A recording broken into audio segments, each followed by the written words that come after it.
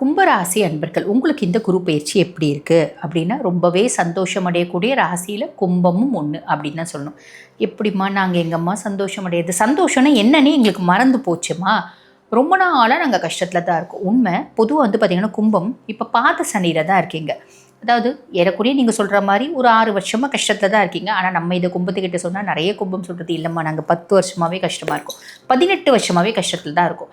தசை என்ன நடக்குது, அந்த தசை பார்த்திங்கன்னா ரொம்ப நல்ல பாவத்தில் இல்லை அப்படின்ற போது இந்த மாதிரி நடக்கிறது நியாயம் தான். அவங்க போய் சொல்ல அந்த மாதிரி கஷ்டப்படுற கும்பம் கவலைப்படணும் அப்படின்ற அவசியமே இல்லை.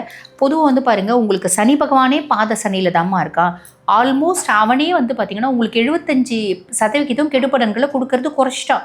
வெறும் 25% தான் கெடுபலன் கொடுக்க போகிறான். இருந்தாலும் கும்பம் படுற கஷ்டம் ரொம்ப ஜாஸ்தி. எதனால் அப்படின்னா சனி பகவான் இந்த 6 வருஷத்தில் குத்தி குத்தி குத்தி குத்தி நம்மளுக்கு மொத்தம் ரணமாயிடுச்சு. அப்போ லைட்டாக தொட்டால் கூட நம்மளால் தாங்க முடியல. அந்த மாதிரி ஒரு அமைப்பு தான் உங்கள் மனசில் இப்போ இருக்குது.